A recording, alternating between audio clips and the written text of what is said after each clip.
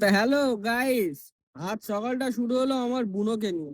যাই হোক, আমার বুনো কতটা তা বলতে পারে না। বুনো শুধু মাঝে মাঝে আমার বৌদির নামটা ধরে ডাকে আর আমার নামটা ধরে ডাকে আর মা মা করে আর ক্যাক ক্যাক কুক কুক, যেটা ওর কাজ সেটাই করে। যাই হোক, তারপরে বেশি দেরি না করে সাইকেলটা নিলাম, সাইকেলটা নিয়ে বেরিয়ে পড়লাম দোকানে যাওয়ার জন্য।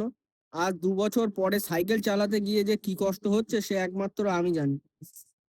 তারপরে দোকান খুললাম, দোকান খুলে যেটা দোকানে কাজ থাকে সেই কাজটা করতে লাগলাম।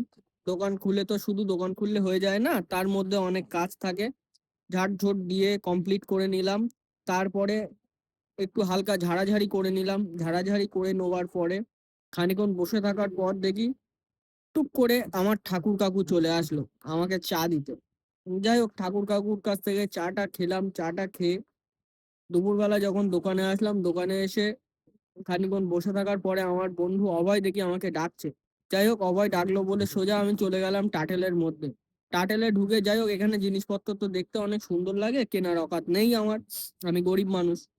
সেই জন্য ওখান থেকে জিনিসগুলো দেখি, দেখে টেকে সোজা আবার দোকানে চলে আসি। টাটা।